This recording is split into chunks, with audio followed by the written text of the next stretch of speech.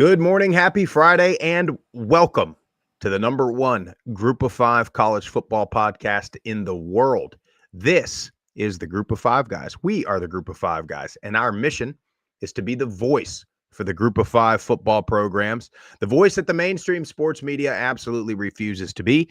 We need your help to do that. We need you to follow us on all the social platforms at Group of Five Guys. Go to YouTube, Apple Podcasts, Spotify, wherever you get your best podcasts. Subscribe to the channel, leave a 5-star rating and a review. Most importantly, tell your family and friends all about us. Or you can download the Varsity app for free and listen to the show on there. On this episode, we are starting to see a conversion of these wannabe Power 4 fans and schools starting to know what it feels like to be in the Group of Five. And I got to tell you, I like the trend, Jeff. We got plenty more to talk about. We got Maction recap, wild Thursday night game last night, and a big weekend with a lot of conference and playoff implications coming up. Hope you enjoy the show.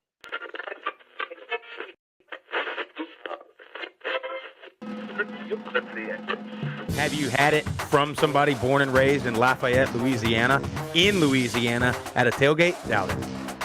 I said Michael Pratt has got to show up and play, and boy did he. 394 yards, 4 touchdowns, 48 rushing yards on the ground, and another touchdown. Projected getting drafted between the first and third round, that's incredible. That's the wide receivers are absolutely stacked for the Group of Five. Yeah, I really appreciate you do for the Group of Five programs, and I think it's great. I think we should get more of this, but you guys are on the forefront of this. And so I'm thankful for this. I'm glad that you're talking about the Group of Five because I think they get overlooked. But it's a ton of fun to watch a guy go to the NFL from a Nevada or a Colorado State or a Middle Tennessee or an App State, and fans follow that kid.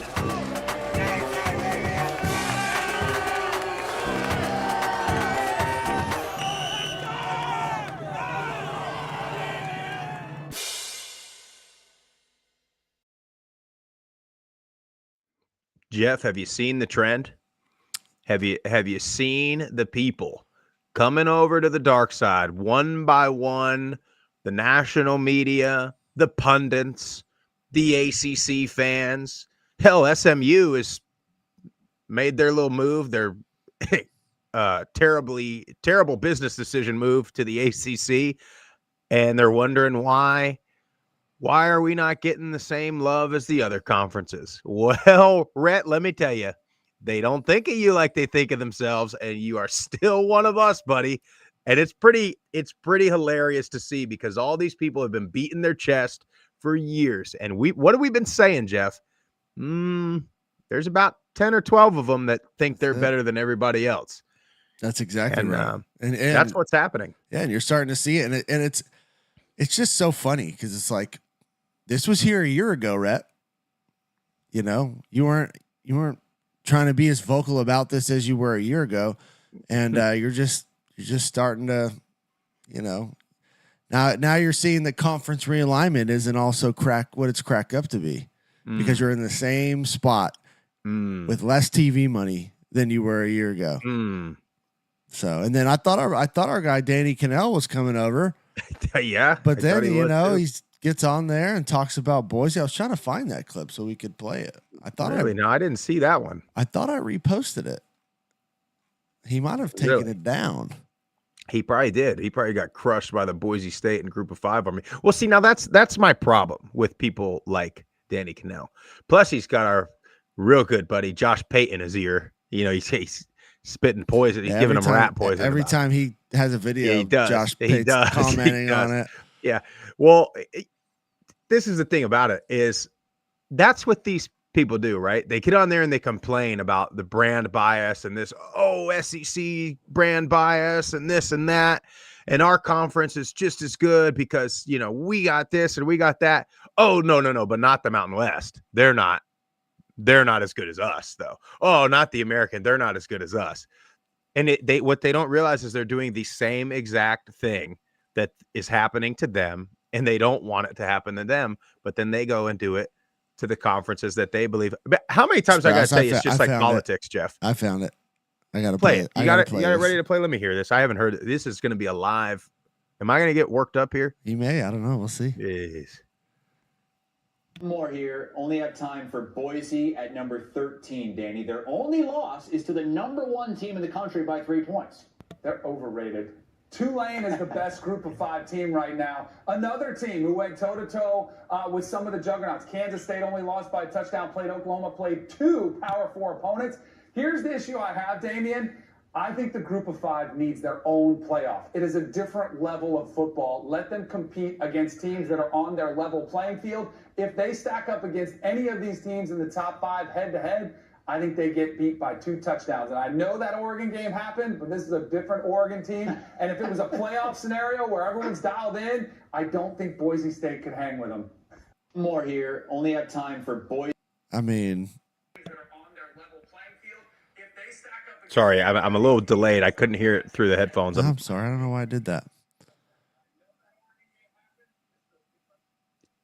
There it is. They're a It's the different team? hypocritical. It's the hypocritical mindset of these people. I'm telling you, it's not. It's like politics. It's what do they always say? Rules for thee, not for me, or whatever. Yeah. That's how these people think. It's a disease. These people are sick. It is, dude. They're disgusting. It's a virus. It really is. It really is a problem. I mean, it's because go ask Kirby Smart or most of the people in the media, and what will they say?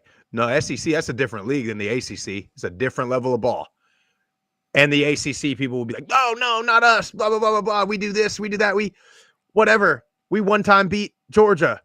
But then you ask them about Boise State or Tulane, and that's a different level.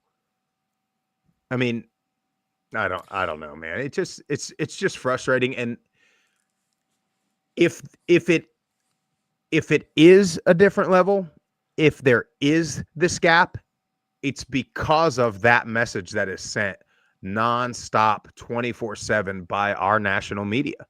Because they're real big on the recruiting stars, by the way, on a third party watching a 7-on-7 camp and grading people's recruits. And also waiting until they sign somewhere and then adding a star pending or taking away a star pending where they go. But it's like, okay, if there was a gap, that's why, because you'll have a 3 or 4 star kid that, I don't know, maybe he would want to go to Boise State, but he's like, well, I don't know. These guys think Boise State's a lesser program, and I got an ego, and I want to play at a bigger program, and I want to play for a bigger brand, and I want to have a chance against the big boys and this and that, or in fairness, I'm going to sound negative about the group of 5 here, but I want my game on ESPN, not CBS Sports, or I want my game on CBS, not, True TV or wherever some of these games. So my argument has always been whatever gap you think there is would completely go away if these programs were given the same opportunity, whether it be the same opportunity to win a playoff, the same opportunity to play in front of a crowd, to play on not just national TV, but, good national TV. We talk about it all the time. You're good play-by-play and color commentators. That makes a big difference. And I don't know, Danny Cannell, have you watched Boise? Have you watched Tulane? Or are you just looking at strength of schedule? Because that's the other thing that they like to do. That seems like all they like to do. And I got a couple points here. He says, oh, well, I know they only lost to Oregon by, field goal or whatever it was. And he's like, but, if it came to a playoff, Oregon would just be dialed in. Do you not think Boise would be even more dialed in? Like, do you think that they would freaking throw the kitchen sink to win a playoff game? Of course they would. So just because it's a playoff game doesn't mean Oregon's going to be the only one that's extra tuned up for that game. So that's number one. Number two, this thing about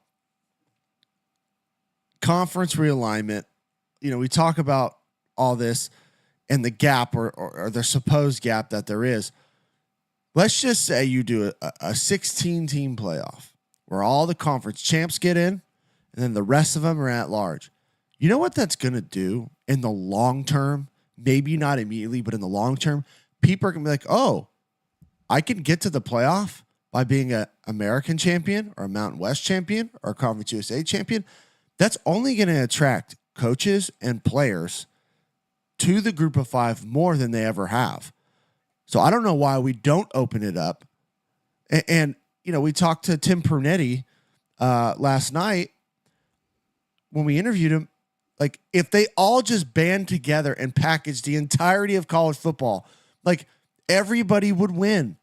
And you'd have a massive, even more massive TV deal. Everybody would benefit. You'd have more competition. It would honestly, in my opinion, close that gap. And then the last thing is, okay, so Florida State doesn't make the cut. Notre Dame doesn't make the cut. Like, which teams are not making the cut that are Power 4 right now, that are blue blood Power 4 programs, I would say. So you just tell me, Danny, you tell me where the line is cut, and we'll just go off of that. Well, yeah, to add on to what you just said, number one, yeah, the players and coaches would buy in, but you know who else would buy in, more importantly, is donors. Yeah. Because how many Middle Tennessee alumni, right, in Nashville and Murfreesboro would fork over some money if they thought they truly had something to play for and win?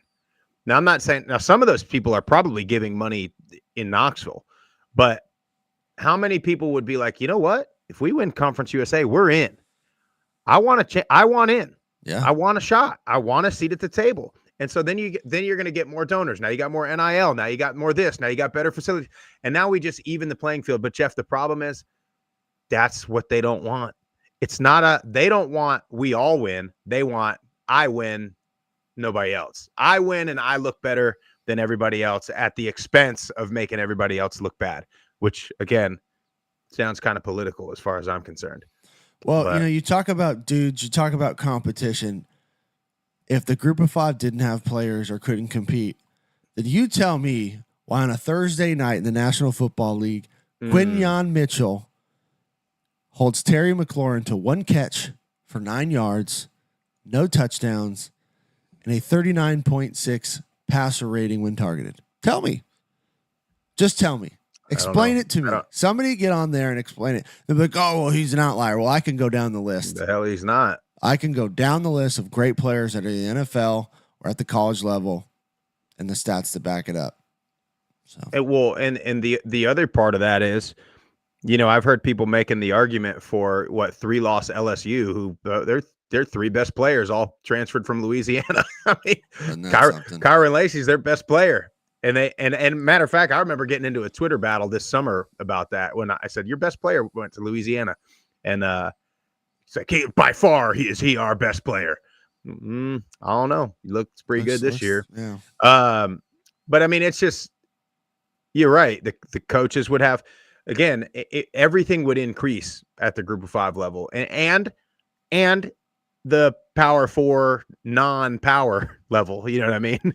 That would increase too, because they would have a chance too. 100%. Well, then, you know, I don't know I don't think you'd have programs or big programs transfer to Conference USA, or you may have a couple because they want to, you know, they want that, but the TV deal overall probably wouldn't still be as big as a Big 12 or an ACC or one of those conferences. But I just think that if you do that, you allow everybody to have a seat to get into the dance.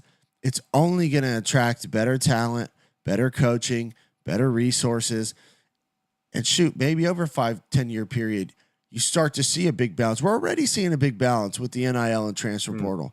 Now, I know revenue sharing's, you know, starting next year. From everything that I've read and heard from people is that they're going to kind of switch back to the 1 free transfer across the board. Then you kind of get back into the old style where if you transfer, you got to sit out a year or transfer down, which I'm all for that. We'll see what effect that has on just the balance of college football talent. But I don't understand what the problem is with more meaningful games down the stretch in college football. If you don't like it, just change the channel. Don't watch it. But there's a lot of people out there that would love to see those matchups, regardless, especially initially, of what the outcome may be. I want to touch on one more thing that you said, and then we'll move on because we had a lot of games to talk about. But you have seen a balance this season, especially it has kind of come to fruition with they're all saying, oh, that's just how good the SEC is, or that's just how good the Big Ten is. But what really has happened is years ago, Nick Saban could go recruit every player that he wanted and keep them at Alabama. And so when you got late in the season and everybody's dealing with injuries and depth, Alabama's not worried about it because they got the next NFL guy right behind whoever got hurt or whoever's banged up to come in, or they got 3 or 4 NFL receivers backed up by 3 or 4 more NFL wide receivers, and they've got 3 NFL running backs. Well, now you can't hoard everybody like that. So now they're dealing with the same depth issues that everybody else is when it gets late in the season when people are banged up.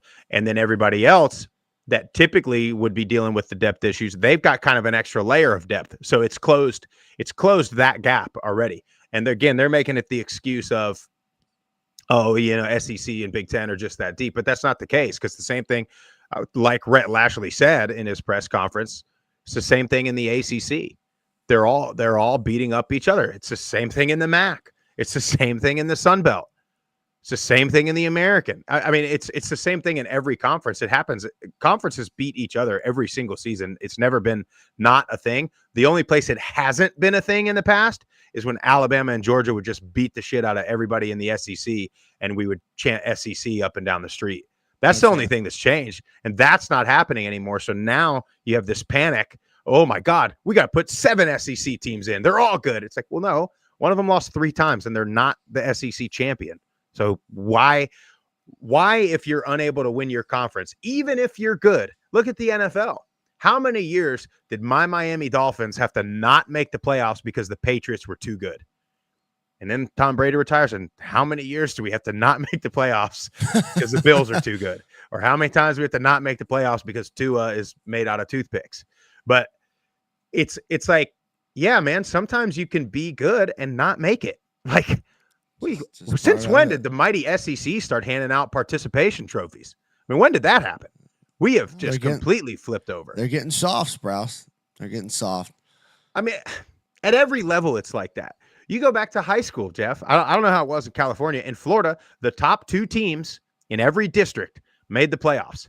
Some districts were way better than the other ones. And sometimes, if you were in the good district, you'd win your first and second round playoff game by 3 touchdowns. Then you'd play the same damn team that you had to beat in your district in like the 3rd round of the playoffs. But that's just sports. Yeah. I mean, it's every sport at every level ever, except for college football. It seems like, yeah, all levels of sports, from when you're freaking 4-year-old T-ball up to high school, seems to have it figured out. But for some reason, college football can't. But I want to shout out the chat. We got a lot of good stuff going on there. I'm trying to keep up. Shea Gordon is in there. Joe Judkins, Adai Traver's in there. Jim Cowart, what's up, Jim? Is in there. Chad Hassan, Matt Hardigan is in the chat this morning. So we got a lot of good. Morgan's in there. We got a lot of good stuff going. If you're watching on Facebook or Twitter, hop over to YouTube. Make sure you guys hit the subscribe button. Share it. Give us a retweet when it's on Twitter. Help us out. We're trying to grow this thing to be as huge as humanly possible. Get the platform that everybody can benefit from.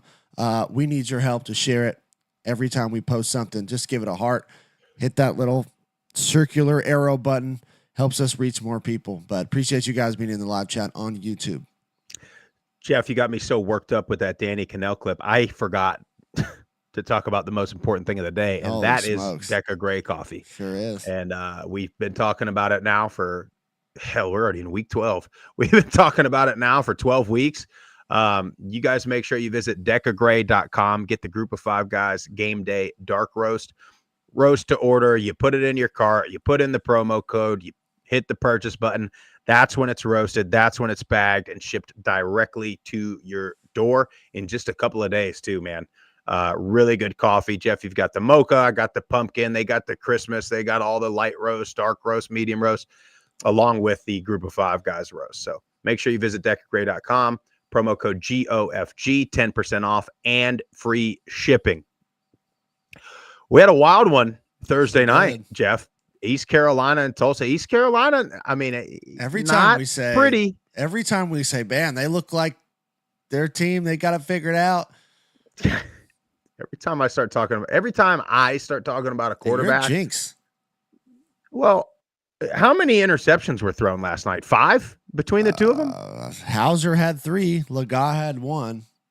Unless there's another one. I think it was 4. Yeah, must have been 4. But, yeah, they found a way. I mean, ECU now, 3-0 with the interim head coach. Yeah. Tulsa's had a few. I mean, they ended up getting that win against UTSA a couple weeks back. But they've had a few, kind of shootout, kind of wild games this year. They're a little better than I thought. Yeah. I shouldn't say better because, you are what your record is, really, right? But they've played better. They've competed a little more than I thought they would. Yeah, and the freshman wide receiver Joseph Williams went down with an injury late, but 5 receptions, 158 yards, and 3 touchdowns. Huge performance by him. And so I was watching this game in the fourth quarter. Tulsa was up by a touchdown. ECU goes down. They score to tie the game. They're down by 1. And they ended up winning the game, so it didn't matter. But the damn kicker doinks the PAT. Could have potentially, I think there was 5 minutes left in the game, could have potentially cost the Pirates a win. And I'm just like, you have one job as a kicker or a punter. And I'm not saying it's easy, but literally all practice, all you do is kick. Well, that's not true, Jeff. They kick and they play pool. Well, they play sometimes pool. they go hit a par 3. Oh, my gosh. Yeah, extra points especially. Extra right? points. You got to get those in. It's not like the NFL where you're backed up. Well, you remember, oh, man, it had to be 10, 15 years ago now, and I don't even remember who it was. I want to say it was the Saints, maybe, had a lateral play, a wild lateral play that would have tied the game, and the kicker missed an extra point. Somebody in the chat's got to know what I'm talking about. I want to say it was the Saints or the Seahawks, maybe. But yeah, man. Great Thursday night showdown, though. Yeah, great one for Thursday night. Great. And ECU now, what are they? 6-4? Yep. So 4-2 bowl eligible. conference. They got a chance to win 8 games. They do. They got a chance to win 9 games. You can win a bowl game. See that big year for ECU. And it's a big bounce back because they started off so slow. I mean, obviously slow enough to fire the coach, but it's, and I'm not saying they made the right or the wrong move with the coach, but with Mike Houston, but it's one of those things where, again, you got to look at the schedule, you got to look at expectations game by game, and you got to look at if you're ECU. I don't think anybody expected a 10-win season or a playoff season or a conference championship season. I mean, maybe some fans, but I don't think realistically anybody did. So what could you expect? 8-4?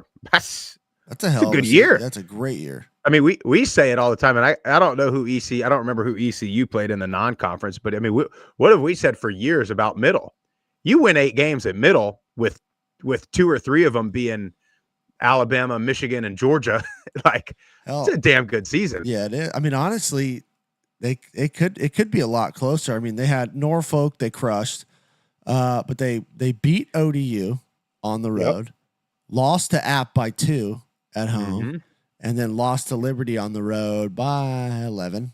That game was closer than it. See, Charlotte, they lost. They should have beat Charlotte. Yeah, Charlotte. Ended up getting away from them, and then they got crushed by Army. But they could potentially, I mean, if you're a 1 or 2 loss team and your losses are Liberty and Army, it's pretty good. Or Liberty and App, that's pretty good season. I'm really interested to see what they do at head coach, because if they whatever they do, if they get some energy and some momentum going into this offseason, I'm going to tell you, that's a place we got to get to, Jeff. We've been wanting to get there, but we want to go when they're rocking. Yeah. And so if they make whatever hire they make, if they get some momentum in the portal or they get some stuff going, I think we might have to make an early season trip. I agree. Up there, we got to go to that Sup Dogs bar, right? And that's what they. Yeah, that's where Shaquille O'Neal DJs there, doesn't he? Really? He also DJ'd a Western point. Kentucky game, didn't he, last year? Yeah, I think he did. That guy's all over the place, huh? I mean, hey, DJ Shaq. He's awesome. You think he's got enough money? He's on every commercial on TV, and he's doing NBA. I mean, he's not like, we were talking before the show about Mike Tyson and Jake Paul. It's like Mike Tyson, I think maybe he's looking for a payday. Shaq doesn't need a payday. What are you doing? He's got so many different businesses. I respect his entrepreneurial game. I do. He's on the General commercial. Yeah, he's dope. Anyway, we got to talk about Maction from Wednesday night. This was the most sure I ever was about 3 Maction games, and they all won that I thought would win. Yeah, Akron and NIU got a little bit hairy. Yes, got a little hairy for me. And even Kent, I think Kent went up 7-0 on Miami, didn't they? Yeah, both of them initially. Kent was up and Akron was up. But yeah, so Miami, NIU, and Ohio all get the win. So here's where your MAC standings are. So keep an eye on this the rest of the way. You have Miami, Ohio, and Bowling Green all at 5-1 in the conference. Miami has the head-to-head win over Ohio. Miami plays at Bowling Green Friday, November 29th, the day after Thanksgiving. Talk about a monumental game in the MAC on a Friday. Everybody should be watching that thing too. Everybody's off. Everybody, got that. And then Ohio and Bowling Green don't play. So what you have here is winner of that Miami Bowling Green game, if assuming they win the rest of them now. And you'll have winner of that game will play Ohio in the MAC championship game. There's some other scenarios. I know Alex put out a tweet about all the different scenarios. But that's kind of the most likely one as it stands right now. If he's willing to get up, and I know I've said this before. Yeah, I know. We need to just the rest of the season just have him on Wednesdays. Every Wednesday. Or maybe, it's got to be because there's Wednesday MAC games too. But I guess he can preview. Yeah, he can help us preview. Recap I'm Tuesday, gonna be honest, preview Wednesday. I mean, you had some great performances in the MAC. I want to shout to Keon Mosey, 19 carries, 196 yards, and a touchdown for Miami. Nice for them to get their run game going. Also, that defense forced 2 turnovers and had 4 sacks. Seems like that defense is coming on. With NIU, Trayvon Rudolph, finally hearing him again. Sprouse, I know you're big on him. I feel like the last couple of years he's battled a bunch of injuries. Yeah, had a huge 58-yard run for a touchdown. Big game changer. And then Parker Navarro, quarterback for Ohio, 277 yards passing, but 106 yards on the ground and 4 rushing touchdowns. Didn't have a passing touchdown, but hell, any way you can get it done, my friend, get in the end zone. Shout out to Parker Navarro. Yeah, so that's where things are sitting in the MAC right now. We will keep you posted. I want to, I need to do a. We talked about it on Wednesday, but I need to do a scenario for the entire playoff. Kind of each team's path is what I think I need to do. We need to put that together. I think that'll be a pretty fun deal. Moving on to games this week, you got North Texas at UTSA tonight on a Friday. North Texas kind of slumping a little bit. Now they've lost to really good teams. And UTSA maybe on the rise after that game they gave up against Tulsa. Yeah, I think this is going to be a bounce back game from North Texas. Think so? Yeah, I think Army's defense is really, really good. Holding North Texas to 3 points a week ago, that's an incredible feat. I don't care who you're playing, but especially this offense that can score a ton of points and a ton of points quickly. I know it's in the Alamo Dome. Usually a tough environment, but I think they want to prove how good their offense is. I think they score a ton of points. I like that. Yeah, I mean, I would trust North Texas more so than I trust UTSA. I mean, even though they only scored 3 points against Army, their defense played pretty well against Army. And Army, man, they're a different animal. And that style of play just it really can take your offense out of rhythm too. And that's one of the things we talked about before that game was, how long is Army going to keep the ball? Well, one time they kept it for the whole quarter. Yeah. So that'll really destroy your offense. Yeah, and we talked about it the other day, but the fact that North Texas had 6 possessions in the entire game, like you have to, dude, if you're, you got to convert at least half of those to points, some type of points. If you don't, that's it. You ain't getting the ball again. It's crazy. Well, and the thing that hurts, and just real quick to hit that, A lot of times when you have one of these really high-powered, fast-scoring offenses, a lot of times that comes with a quote-unquote not so great defense. And one of the things I remember talking to Dwight, you remember old Dwight Smitty played defensive tackle for us at Middle. We were talking about that because I was kind of, back in the offense. It was like one of those things where it's like finally offense gets going and then the defense breaks. And he's like, Sprouse, you have no idea how hard it is to play defense when our offense runs an offense like that, because it's so sporadic. It's so like you might go score in one play. You might go 3 and out in 30 seconds. You might go score in 5 or 6 plays, but it only takes 2 minutes. So you're like just never recovering. You never, ever, ever get to relax and recover. So I guess a credit to some of the defenses, and, for everybody that's watching, if you're thinking our defense sucks, well, just keep in mind, you almost like can't prepare for what might or might not happen based on offenses that, run tempo like that. Yeah. You got owls on owls, Jeff. FAU going up to Philly to play Temple. I can't believe how bad FAU is. And I think they're going to lose this one too. It's going to be cold, I'm sure. Yeah. We already know what happens to it. Florida guys do not like the cold. Don't like it. Look at me. It's like 65 outside in a sweatshirt on. I'm freezing. But I'll take Temple. I mean, neither team is in any kind of contention for a bowl or anything at this point. I think, to be honest, Tom Herman's seat's got to be quite warm. Has to be. South Florida at Charlotte is interesting to me. I think South Florida needs it bad to have any type of momentum going into next season. I think they probably need to win the rest of the way. Charlotte, I think what's Charlotte's record right now? Do you have that in front of you? I do. They are 3-6 on the year, 2-3 in the conference. So they're fighting for a bowl berth, which would be a really good improvement for them. And I think it would give them some momentum going into the offseason. But I'm going to go South Florida here. I think their defense has played pretty decent as of late, even though the offense has sputtered out a little bit. I'll take the Bulls. Yeah, I think this game, it means a little bit more for the Bulls. And I'm just not sold on Charlotte.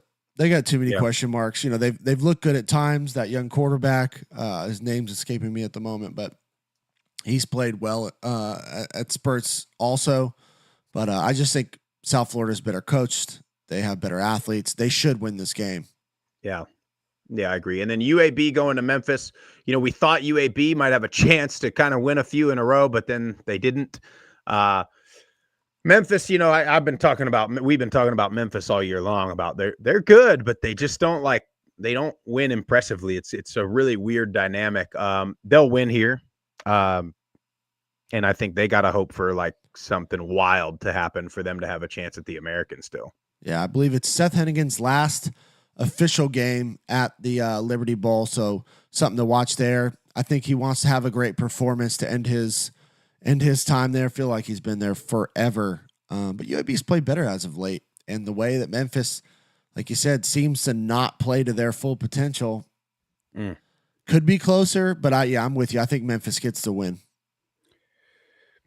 Now, before we talk about what is certainly the American game of the week and probably the Group of 5 game of the week, and to be honest with you, probably has the most implications of any game across the country this weekend.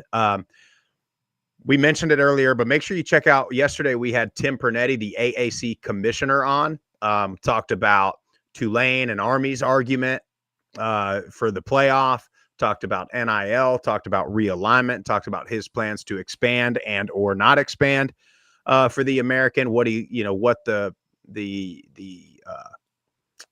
word I'm looking for here, Jeff? Like what the criteria is for them to expand and everything like that. It was a really good conversation, about 30 minutes, I think we had with him. But again, thank you to Tim and all the staff at the American that helped us put that together. But he definitely made his argument for Tulane and for Army. This game, Tulane at Navy. I mean, you want to talk about hype, Jeff. Sold out crowd. at the Naval Academy, sold out. Tulane sold out their visitor allotment, which that's big time for Tulane. AAC title berth pretty much on the line. I mean, if Navy loses this, they're out of it. If Navy wins, they're in the driver's seat. But then there's a little bit, Tulane beats Navy, then it's pretty much over with. You're going to have Army Tulane in the American Championship. Navy wins, then Navy's still got to win out. Tulane's got to win out. Memphis then could have something to say about it. Barring one of them lose a couple more. Actually, I lied to you because Memphis lost to both of them, right? So Tulane would have to lose three times. So would Navy. So disregard all of that. So this winner of this game is going to the American Championship. Pretty much, game. Put it that way. Tulane's a touchdown favorite. This is a noon kickoff. What channel is this thing on? Not seeing, it doesn't say. It's ESPN 2. ESPN 2 says sunny and 59 degrees. Beautiful. What it says. Should be a great day. Beautiful day. To me, Sprouse, this is where having a coach like John Summerall, in my opinion, plays dividends. You're starting to get some recognition. You get ranked in the poll. You're ranked 25.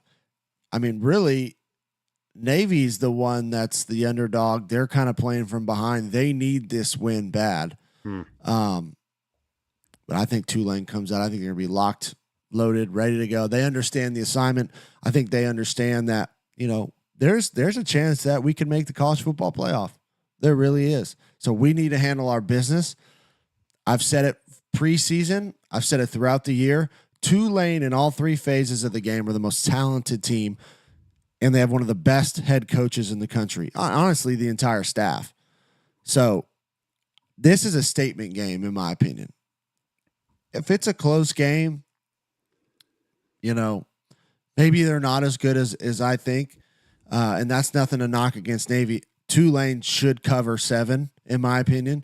I think they win by at least 10. Yeah, Tulane, number 1 scoring offense in the conference, number 2 scoring defense in the conference behind only Army. And then, yes, Army's defense is very good, but also keep in mind they're limiting teams to 6 possessions. So that's where that point, I think Army's only given up like 90 points on the whole season. Yeah. So Tulane right behind them. They're good. We've talked about it, and they're hot at the right time. Okay. Navy looked good last week, but they lost the 2 weeks prior. So I think Tulane has gotten hot at the right time. I think they're playing really well at the right time. And look, they got to play. John Summerall came into that job and kind of made some bold statements about going to the playoff and winning. And they still have that in reach. Need some help more than likely. But if they go out and, dominate this game, that's going to look real good on the resume. It's going to look real good on the resume. Then they would still have a chance against Army. And then, boy, I'm all over the place. They haven't played Memphis yet. No, they play them on the last week of the season. I was wondering. So Memphis still is in this thing. Yeah, but Tulane would have to lose twice. Yeah, you'd have to hope they have 2 you'd have to hope already. Tulane. Yeah, Tulane would have to beat Navy, and then Navy would have to lose again. Yeah. You'd have to have a weird kind of tiebreaker, I think. They'd have to. They don't have much of a chance. But hey, can I give a shout out here, Jeff? I just stumbled upon something that may be common knowledge, but I just discovered it. And as you know, I'm, a little bit slow to the technology. What you got? 506sports.com. Okay, has every game, what network it's on, and who's on the call. So really, tonight we get Anish Shroff and Andre Ware for North Texas UTSA on ESPN2. And we'll talk about the Mountain West here in a second, but we got Chris Lewis and Dante Whitner on the Border War Wyoming-Colorado State game tonight. For Tulane and Navy, ESPN2, we got Roy Philpott and Sam Acho on that call. Sam Acho. I tell you what, the Acho brothers, they're all over the damn place now. Yes, they I are. can't turn my phone on or the TV on without seeing one of them. Well, and here's Good for them. I mean, yeah, 100%. I don't dislike either of them, you know. Here's another thing, and I don't know who the people were on the call. A couple different channels from action. Bad, rough, rough play-by-play in color. It is a tough listen. Look, ESPN, CBS, you want a couple guys to just pay for our way to get up there. Sprouse can do play-by-play. I'll do color. We can figure this thing out. Guarantee you'll be more entertaining than those guys. You know, I always thought, okay, like growing up, I always thought, I took a radio broadcasting class in high school, and my teacher hated me because I never prepared. I always just ad-libbed, but I would do good. I was like the drum line, like drumline. Yeah. Can't read you can't do anything, but I get up Cannon. there in front of the mic and start talking. Now, I just want to let everybody know I do prepare for this, okay? I am a professional. But I always thought that it would be funny to put on, like, you know, almost like the Manning cast, like more of like a funny, like a Comedy Central, like just like sitting on the couch, like announcing a game kind of thing. But anyway, I'll tell you who you had, Jeff. On Tuesday, Western Michigan and Bowling Green. Wednesday. You had the one that this was Wednesday. I think so. The one I was like, God, these are particularly rough.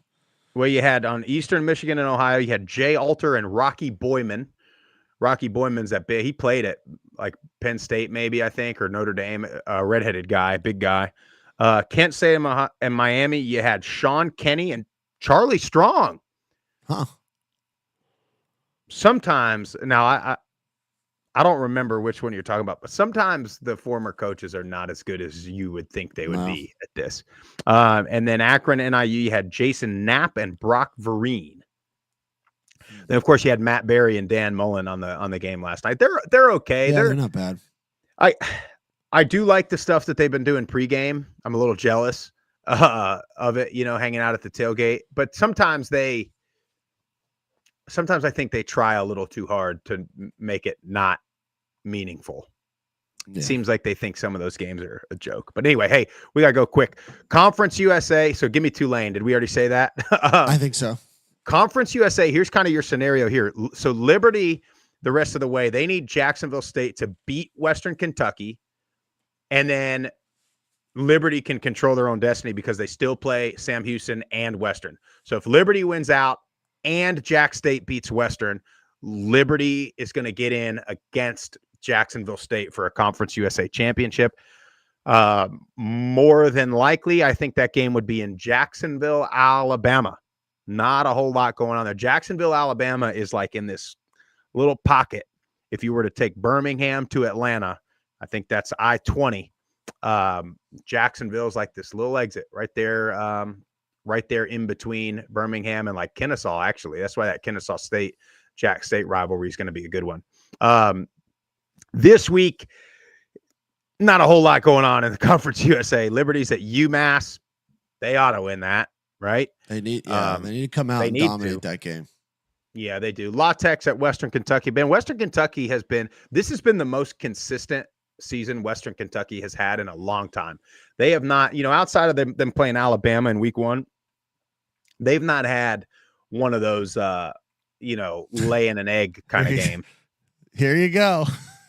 Here comes the old Sprouse jinx in. No, come on. Watch them lay an egg against La Tech. No, well, you see what Chad said there. Or La Tech. Yeah, I guess Jacksonville State doesn't have to beat Western Kentucky. Somebody does. Yeah. So, I mean, La Tech, yeah, they've had some games where they've looked pretty good. They've ruined a couple parlays of mine. In Bowling Green, I think give me Western Kentucky there. I'll take Western. FIU at Jack State. I got to go Jack State. FIU, I'll say this. I was trying to figure out a way because I predicted them to finally make a bowl this year. They got to win out. Now, they're probably not going to beat Jack State, but if they do, then they got Kennesaw and then they got Middle. 2 winnable games. Now, Middle always beats FIU. It's like there's a couple teams that Middle never loses to. It was like, for us, it was FAU, FIU, Memphis, and Marshall. We used to beat Marshall when we made the jump or made the move. We should beat Marshall every year. And Marshall would be good, and we for some reason Those come down to the wire. Yeah, but anyway, so yeah, Jack State will probably win that, but FIU's got to win out to make a bowl. Sam Houston at Kennesaw. Sam Houston. Does Kennesaw get the bump?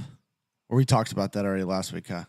I don't know if they do because that's still weird to me. We got to do some digging on that thing. Yeah. We really got to do so. And then New Mexico State's going to Texas A&M. This is not the same New Mexico State team that went and beat Auburn last year because that team plays at Vanderbilt, who's good now. So weird. Weird how that works. This is New Mexico State, New Mexico. It's not New Mexico State, Nashville satellite campus. So that'll be tough for them versus A&M. In the Mountain West, Jeff, really what you've got in the Mountain West is UNLV has to hope Colorado State loses somewhere, which tonight is one. Wyoming has not been very good, but it's a rivalry, and it is a big rivalry.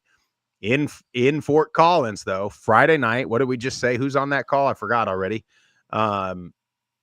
Nobody you've heard of. Yeah. It's a CBS Sports deal. There's a lot of games tonight. Yeah, some good ones. So I'm excited for that border war. I think this is going to be a good game. Wyoming's made the change at quarterback. Caden Anderson has played well. He's given that offense a bit of life.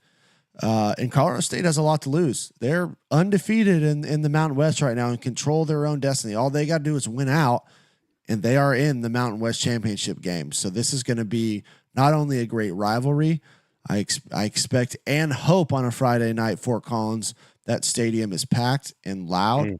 I'd imagine it's going to be cold. It's got to be sold out. It's got to be. What's the weather look like? 43 degrees tonight. That's beautiful. But here's the thing, 43 though, 43 in Colorado is not the same as 43 over on this side of the country. Yeah, I don't know. It's not as bad. It's dry. Well, here's the deal. I assume that's kickoff temperature. I assume. Yeah, so you might. It's going to drop a little bit. Drop just a bit there. Yeah, it'd be cold. I mean, listen, any of these games outside of Boise at San Jose and there's New Mexico, that shouldn't be too bad, and then UNLV's inside. But yeah, give me Colorado State though, Jeff. I think are you going to pick an upset here? Wow. Yeah, so give me Colorado State then. Matt Mummy's our guy. I want to see the Mountain West kind of come down to something kind of crazy. I just think that Wyoming is going to be up for this game. They're on the road. They're dogs. Hostile environment. Give me the Cowboys. Really? We'll see. I like that. And I'll say that I want to say this. It's like you said, Mummy's our guy. I like Colorado State. I like Jay Norvell. But I also think that for the sake of college football, a Boise State UNLV rematch would be awesome. Incredible. And I think could have the chance to really shake up this playoff thing. So Hawaii going to Utah State. I want to take the Rainbow Warriors here, Jeff. Too. That travel, though, that's a long travel. It is a long way. And by the way, shout out to Jalen Royals, accepted his Senior Bowl invite. Now, is he going to be healthy and good to go by then? I'd assume so. I was trying to look up his injury and what the recovery time was. I know it last I read, it said he was out for the year. So I hope he gets back. I'd love to see him down in Mobile. Me too. He's one of the ones that'll be fun. He's one of the ones that could, jump off the page like some of the other guys, Malachi Corley and those guys did last year. That's it's a tough one. I'll take Hawaii just because. Oregon State at Air Force in Colorado Springs. Funny, Oregon State, they were pretty good in the Pac-12 last year, and they're just right there, middle of the road this year in the Mountain West. They just presenting that without any comment. Air Force coming off a win. Hadn't said that much this year. Have not said that much, but give me Oregon State here. Yeah. I think that's going to be tough for Air Force. Agreed. I'll tell you, this next one, Jeff, is a little scary for me. It's kind of scary for me because San Jose State has an offense that can go, and they got a receiver that is a nightmare for defenses It's at San Jose. Boise State at San Jose State. That's got to be a late one, right? Where's my 506 Sports? Look at this website. Let me just 6 p.m. So what's that? So 7 p.m. CBS Sports. We got Rich Waltz and Robert Turbin I like on Turbin. the call. Played against him in high Turbin. school. Did you really? Sure did. And he played. Where did he play in college? Utah State. Yep. No, am I making that up? Nope. That's You right. were correct, my friend. Yeah. Good call. Yeah.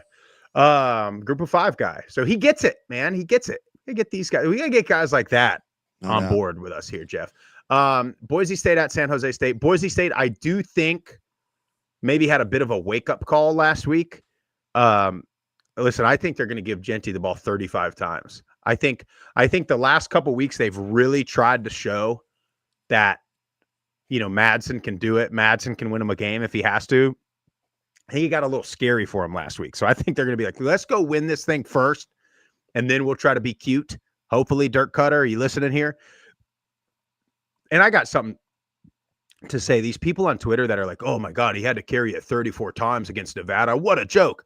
Yeah, dude. And they're like, it's like, yeah, man, like it's he's not getting all these yards on just like fluke plays or big plays. Like this guy's a workhorse. I don't understand why that's a negative. Because Anyway. they don't know and understand.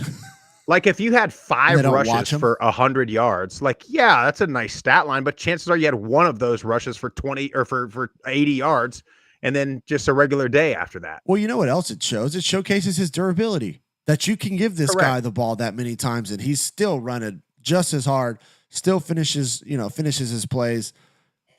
People who just make comments like that are ridiculous. But, I got to shout out Nick Nash, top receiver, honestly, in the country statistically. And what's crazy is San Jose State, this is how you know you got a good receiver, right? He's had not the same quarterback throughout the year. Doesn't matter who's in there. Throw it in his space. He's going to go make a play. I love this game. But I think Boise. I wish it was on Fox. I Man. know. I think Sorry. Boise gets to win ultimately, but I think it's going to be close. They're coming off a big win against Oregon State last week.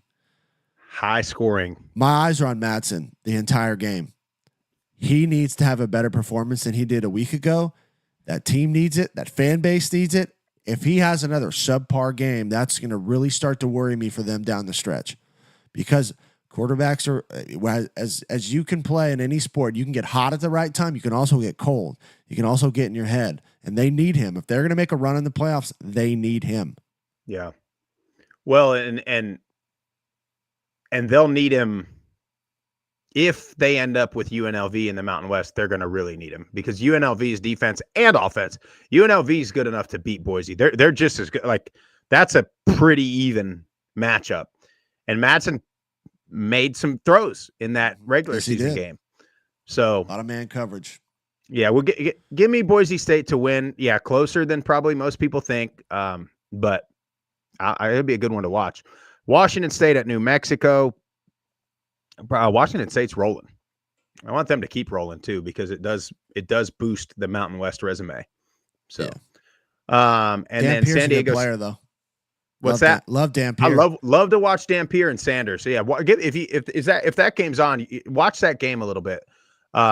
Dampier and Eli Sanders. I don't know how old they are. We got to keep them at New Mexico though. It's going to be tough, but we got to keep them there because they're very exciting. Number one, but they can win some ball games with that duo for sure. And then San Diego State at UNLV. Yeah, give me UNLV. They're just going to be locked. They've been so locked in all season long, and they got to be locked in, and they just got to hope somebody knocks off Colorado State. Now, if Wyoming beats Colorado State tonight, watch UNLV beat the brakes off San Diego State tomorrow. Now, if they don't, they'll probably just beat them normally. But that's what we're dealing with. We got to move on to the Sun Belt. Sorry, I'm trying to run through these quick, Jeff. I got too wrapped up in Danny Cannell earlier this morning. Here's what we got in the Sun Belt. The West is pretty settled. Louisiana probably going to host in Lafayette, where guess what, Jeff? You can get some boudin. You can have the roux left over from the deep fried turkey Thanksgiving weekend. You're going to save it for a week for the tailgate. This is special. Behind the scenes, everybody watching, listening, I am hoping, probably more so than Jeff, that logistically we can figure out a way to go to 2 different championship games. So we're hoping for some certain outcomes, which in my opinion seem more likely than not at this point for what we'll be able to do. But anyway, here's what you got in the Sun Belt. So you got Georgia Southern sitting there at 4-1, head-to-head wins over Marshall and James Madison, but a loss to Old Dominion. Marshall sitting there at 4-1 with that absolute collapse. Their only loss is to Georgia Southern. They still play both James Madison and Old Dominion. James Madison 3-2, lost to Georgia Southern, still play Old Dominion and Marshall. Old Dominion still plays Marshall and James Madison, but has the head-to-head over Georgia Southern. So Old Dominion got to win out. Hope Georgia Southern loses somewhere along the line. Marshall got to win out. Hope Georgia Southern loses somewhere along the line. James Madison got to win out. Hope Georgia Southern loses. So now what I'm interested to see is if you have, I don't know if you could have a 3-way. No, we talked about it because Georgia Southern's got the head-to-head. Yeah, I was trying to see if there was a Marshall, Old Dominion, Georgia Southern tiebreaker, but there wouldn't be because then Marshall would have to beat Old Dominion, which would give Old Dominion a third loss. Yeah, so really all it is right now is whoever wins 2 out of Marshall. And see, Georgia Southern can still get in if they lose and Marshall loses again. They'll still get it. Basically, folks, tune in tight the next couple weeks because this Sun Belt East is wide the hell open. It's going to be a roll of the dice. People got to show up and compete. Jeff, and it's wide the hell open this weekend because Marshall's at home against Coastal. Now Marshall undefeated at home. Coastal's been playing better. They have Georgia Southern's at home against Troy. Now, Joe, I know, is all up in the chat saying Troy's going to Statesboro for an upset, which I wouldn't have a heart attack if that happened, but I would be a bit surprised. But you never know. Georgia Southern now they've got the Dexter Williams transfer news kind of hanging over their head a little bit. I don't know. And then James Madison's at Old Dominion this week. So a lot going to happen this week. Yeah. We're going to find out a lot, especially in that James Madison Old Dominion game. You want to know the upset of the weekend in the Sun Belt? Monroe beating Auburn. And there's no question about it. Auburn's got Texas A&M next week, and then they have the Iron Bowl. You don't think they're looking forward? Come on, Warhawks. Yeah, but they got to win out to make a bowl. No, they're done. They're cooked. Oh yeah, I guess they got 3 wins. So yeah, I guess technically they. Yeah, I mean they got to beat Monroe. Bama, Auburn's good for their G5 loss of the year. Here it comes right here. They are good for it. Well, yeah, we'll see. I'd love to see that. I'm not banking on it. I think Auburn's one of those teams that's kind of good if they could beat anybody, but they could also lose anybody. Coastal and Marshall, give me Marshall because they're at home. Yeah, and they're rolling. Team. I mean, listen. You can say what you want. I know it was a collapse, but I mean they should be sitting there with 2 losses to Ohio State and Virginia Tech is where they should be. And they didn't play terrible in either of the, in the Ohio State game, they played real tight with Ohio State and then it got away from them late. And then Virginia Tech, I want to say there was some turnovers that let that game get away from them quick. But outside of that, I mean, this Marshall team's been pretty damn good. And then they just had that collapse against Georgia Southern. Yeah, and I love Braylon Braxton, dual threat quarterback. He can do both things very well. I think Marshall wins this game. Marshall's going to make a run. I know they lost to Georgia Southern. They need some help, but I wouldn't surprise if Marshall ends up being the East representative. Yeah. And Georgia Southern doesn't play any of the top Sun Belt teams. But Troy going down there, I think it'll be close for a little bit. I just kind of feel like Georgia Southern's got too much firepower for Troy right now. But Troy's been playing better. I mean, they've been playing better week to week to week to week. Going down to Statesboro. What about James Madison? They're on the road. They don't play as well on the road. Old Dominion's a tough place to play too. And if you get get after it. Kojo, if he's still spinning it like he's been able to, we know he's got the physical tools at the quarterback for ODU. I can't. I don't know. I can't. I don't think so. Trust I James Madison more than I trust do Old too. Dominion right now. I do too. And for James Madison, you know, who else did they lose to? They lost to Georgia Southern and they lost to Monroe, wasn't it? Yeah. Yep. But outside of those games, they've looked. I mean, they've looked beaten good. everybody pretty damn handily. I'll take James Madison. I think. Yeah, me too. Yeah, I just don't quite trust Old Dominion. I think it's going to be a good I like game, the QB. though. I just don't trust true freshman, right? It's this is a big ball game. Give me the Dukes, Jeff. I like it. By the way, shout out to damn it, I'm drawing a blank on. There's a James Madison podcast out there. They gave us a shout out, but then Jeff, you know what they did? They pat us on the ass and they shit in our hand. Is what they did. Or what is it? What is it? We pat them on the ass, they shit in our hand. Or something. I don't know what this That's a Rick Stockstill quote. That was pat us on the head. And then No, it is. He's like, when I pat you on the ass and you shit in my hand. But what'd they say? Well, they gave us a shout out how much they love the show, this or that. But then they do a segment called like, "What you talking about, Willis?" And he brought up us talking negative about Cam Ward and saying he's not good. And they were He's like, not good. He's not bad. He's not a bad player. He's just not great. Like everyone is anointing him. Extremely overrated is what I would say. But that will be something. And here's the thing. What we said about most of it was what everybody thinks makes him really good is kind of what we think makes him bad or questionable, right? And those are the things because the topic came up because we're talking about your Raiders. Yeah. And we're talking about Caleb Williams. So it was like the things that he does that you guys, ooh and ah over is going to get him crushed at the next level. Yeah. And that's kind of the point. He gets away with it at the college level. That's not going to happen at the NFL level. Guys are too fast or too good. It's also not going to happen when they travel to Boise, Idaho on December 21st. That's right. And Ahmad Hassanin gets to him too quick. Yeah. Give me James Madison, Jeff. And I'm going to take Georgia Southern. Sorry, Georgia Southern people. You mean Troy? No, because I picked Georgia Southern, and whenever I pick them, it's not good. Oh boy. Yeah, a couple reminders in the chat. It's the 75 night at Marshall. Oh, they're going to roll. That place is going to rocking. We got to get there too. We should have went. Yeah, well, that's when we got to go. Is when it's the 75th anniversary night. Other than that, in the Sun Belt, Arkansas State at Georgia State. Probably take Arkansas State there. Yeah. South Alabama going to Louisiana. It could be good, but South has just been so up and down. I no idea. In Louisiana, look, they're watch. South will play them tough.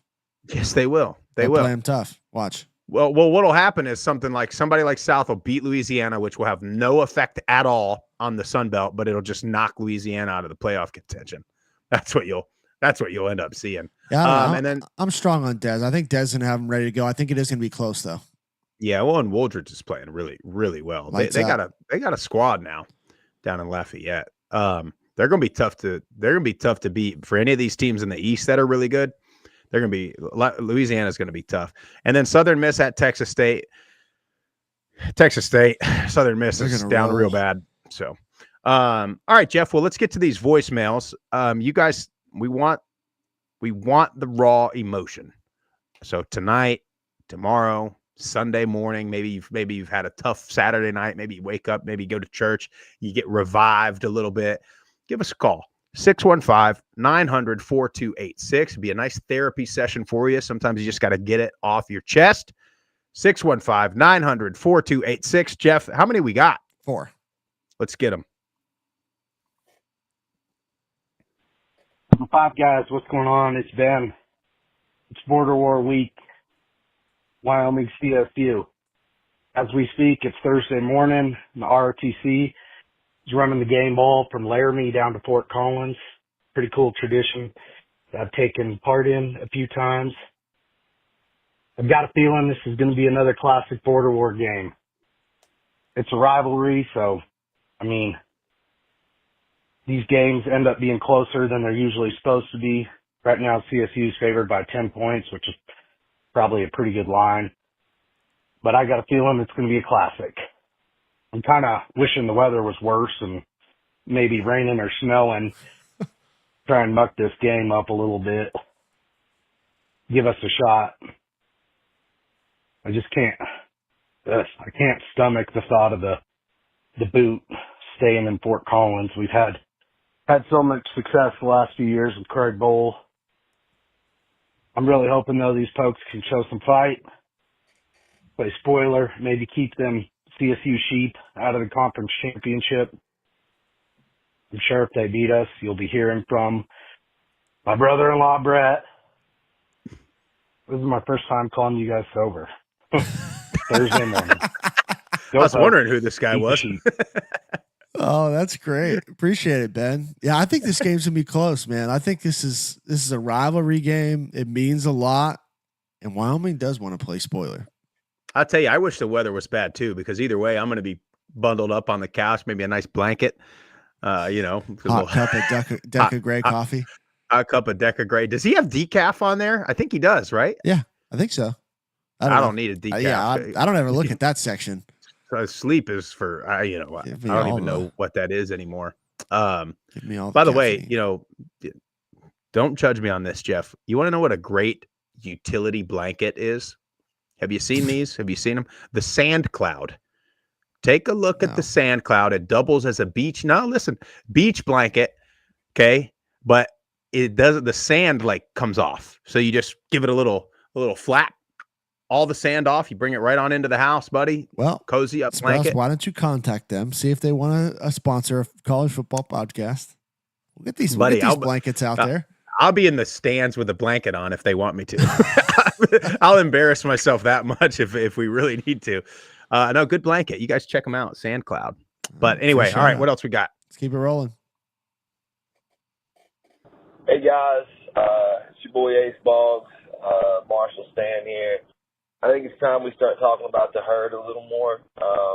We are a fourth quarter implosion and a couple really questionable fumble calls in the last 2 minutes of that Georgia Southern game. I realize they've come back a couple times from multiple scores down in the fourth, but anyone that watched that game will tell you that was just a mix of horrific officiating and just complete implosion by the herd. I give Southern credit, for what they're doing. They're playing well, and I know we need another loss for us to get into the conference championship. But we need to start talking about the herd. That they're that loss of being undefeated in the belt, and I truly believe had they started Braylon Braxton from the beginning of the season, we beat Virginia Tech. So that that kind of Marshall's very close to being 8-1.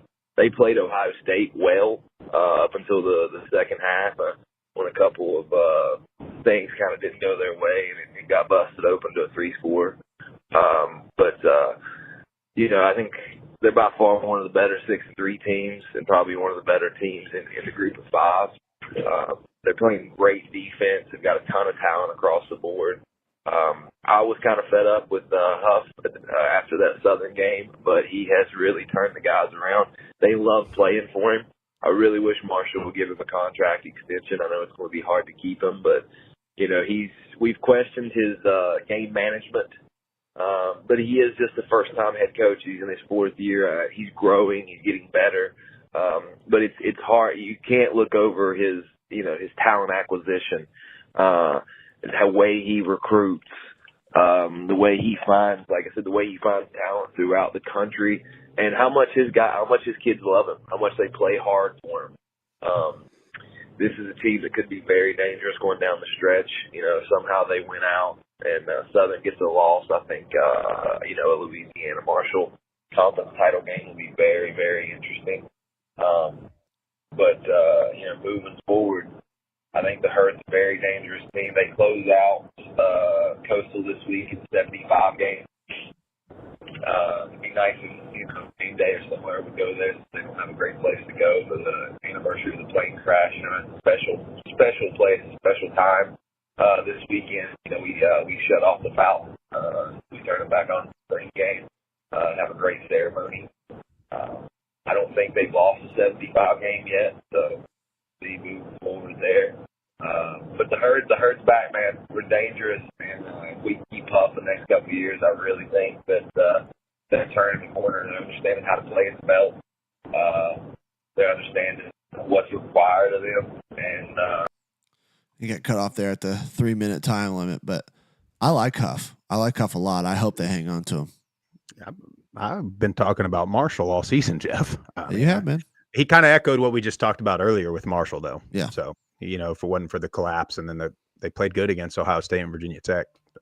Yeah, and it's something too. He brought that up. You're figuring out how to win in the Sun Belt, and that's the thing. You're back in this. You're in this Sun Belt. You've played some of these teams before, but it's a learning curve, getting adjusted. It's a tough league. So appreciate the call. We'll keep this thing rolling. These Sand Cloud fans, you see. Jeez. Sand Cloud. Hey y'all, this is the Juice. I haven't called in a couple weeks, and I just wanted to give you a ring and stuff, but man, I'm pretty excited about this game we got coming up, Tulane against the Navy. I think we got a pretty good shot of pulling that one off, and I also think we have a good chance of winning the conference, and I'm not going to give up my hopes on making the playoffs or anything. I mean, it would be nice, but right now I'm really just hoping we could get another conference championship under our belt. We've been having a good thing going. We're the best football team in Louisiana, in my opinion.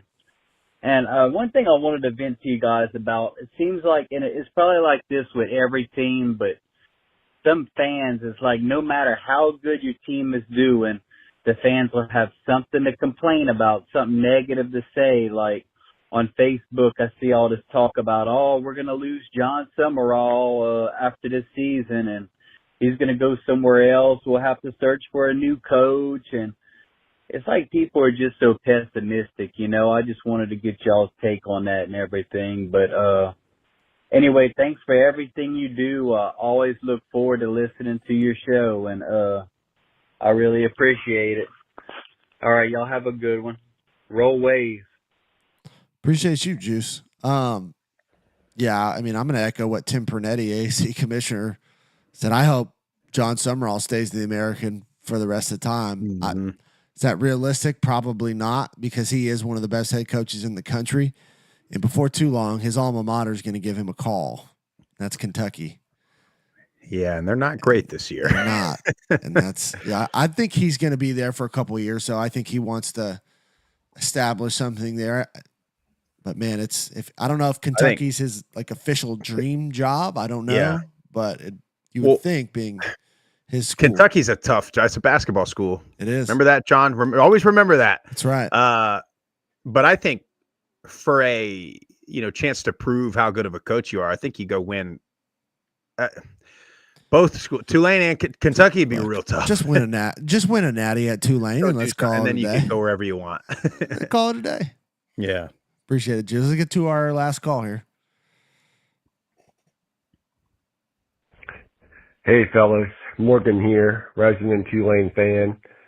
First, just want to say I think that was a great interview with Commissioner Pernetti. I thought that was really well done, and a lot of interesting discussion, especially around the upcoming rev share structure and what that's going to look like. I do wonder if there's going to be some kind of, he talked about a minimum. I do wonder if it's going to be a minimum per team to prevent schools from just putting all their eggs in one sports basket. But I guess we'll find out as that unfolds. But anyway, moving over to Tulane, obviously coming off a great homecoming win. I think that was easily the best we've played just on a team basis, between playing sound technical football, improving in all areas of the field. It was great to see, and had a really nice turnout, especially with the off and on weather. So that was a lot of fun. And obviously right now, coming into a huge game against Navy, I do think it's going to be probably a closer game than we might like. I think we pull out the win. And it would not surprise me to see Ty Thompson have a bigger package for this one. I think especially in the short areas, third and shorts, down by the goal line, when we need a little spark maybe during the game. So I think watch out for him to maybe take a little more pressure off of Mackay and the running backs, although I have full confidence in all of them.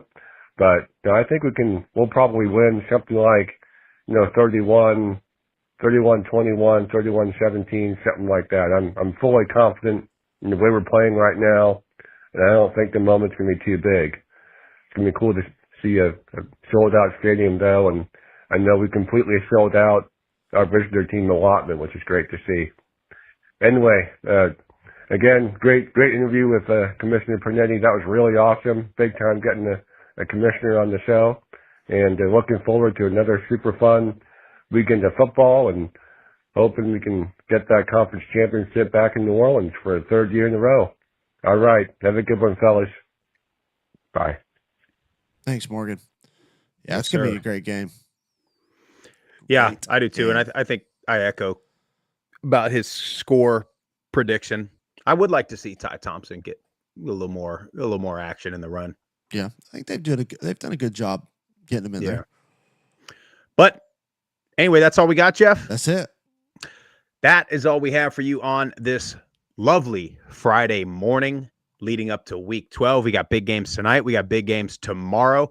Make sure if you're in the live chat, go hit the like button, hit the share button, tell your family and friends all about us. Subscribe to the channel, YouTube, Apple Podcasts, Spotify, the Varsity app. Make sure you do that. Download all those apps and subscribe to the channel. Follow us on all the social platforms at Group of Five Guys, or you can go to groupof5guys.com and get you some Group of Five Guys swag. Check out the interview with Tim Pernetti live on YouTube right now. We will see you Monday morning. Have a fantastic weekend.